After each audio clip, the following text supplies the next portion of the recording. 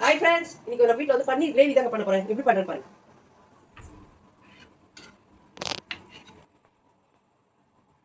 கொஞ்சோண்டு கரம் மசாலா போட்டுக்கலாம், காஷ்மீரி மிளகாத்தூள் கொஞ்சம், பன்னீருக்கு தேவையான உப்பு போட்டுக்கலாம், நல்லா கிளறி எடுத்துக்கலாம். 10 நிமிஷம் இது ஊறட்டங்க. அதுக்குள்ள நம்ம தேவையானதான் ரெடி பண்ணிக்கலாம். வந்து இந்த பன்னீர் வந்து பொரிச்சு எடுத்துக்கலாம். என்ன நல்லா காஞ்சிட்டு இப்போ இந்த பன்னீரை போட்டுக்கலாம். பன்னீரை போட்டு பொரிச்சு எடுத்துக்கிட்டு அப்புறமா வந்து கிரேவி அது அங்கே ரெடி ஆகினே இருக்கும். நான் வந்து நல்லா பெரிய வெங்காயமாக ஒரு 3 வெங்காயம் எடுத்துக்கேன், பெரிய தக்காளி 3 தக்காளி எடுத்துக்கேன். நம்ம அப்படியே போட்டோம்னா ஒரு மாதிரி நச்சு நச்சுன்னு இருக்கும் கிரேவி பண்ணுறது. அதெல்லாம் சும்மா ஒன்றும் பாதிமா கொஞ்சம் மிக்சியில் போட்டு அடிச்சு எடுத்துக்கலாம். நல்லா டேஸ்ட்.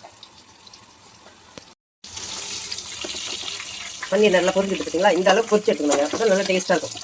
அப்படியே போட்டோம்னாலும் ஒரு அந்த வெங்காய தக்காளி கூட போட்டு வதக்க சொல்ல உடச்சி போட்டு நீங்கள் போட்டு பாருங்கள், உடையவே உடையாது, அப்படியே இருக்கும்.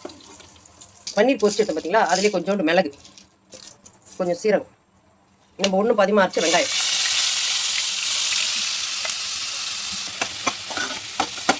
அதுக்கு நம்ம தக்காளி அரைச்சி வச்சுக்கணும்.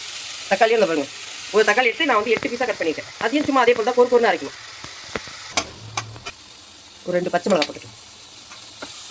உடச்சி போடணுங்க, வெடிக்கும். இஞ்சி பூண்டு பேஸ்ட்டு கொஞ்சம், தக்காளி நம்ம குறுக்குன்னு அரைச்சி வச்சுக்கோம், அது ஊற்றிக்கலாம். அப்படியே கொஞ்சம் உப்பு போட்டுக்கலாம். இப்போ வந்து பன்னீரில் வந்து உப்பு போட்டுருக்கோம், அதனால இதில் வந்து கொஞ்சமாக இதுக்கு தேவை, இந்த மசாலாவுக்கு தேவையான உப்பு, கொஞ்சோண்டு மஞ்சத்தூள், வெறும் மிளகாத்தூள் கொஞ்சம், கரம் மசாலா கொஞ்சம், வீட்டு குழம்பு மிளகாத்தூள் கொஞ்சம்,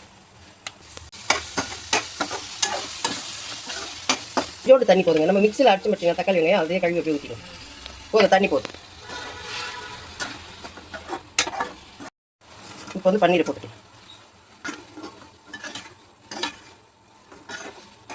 அப்படியே இருக்கும், அது டிஸ்டர்ப் பண்ணவே தேவை. ஒரு 5 நிமிஷம் அப்படியே இருக்கும். பன்னீர் கிரேவி நல்லா சூப்பராக ரெடி ஆகிடுச்சு ஃப்ரெண்ட்ஸ். இப்போ என்ன பண்ணுறோம், கொத்தமல்லி போட்டுக்கலாம் மேலே.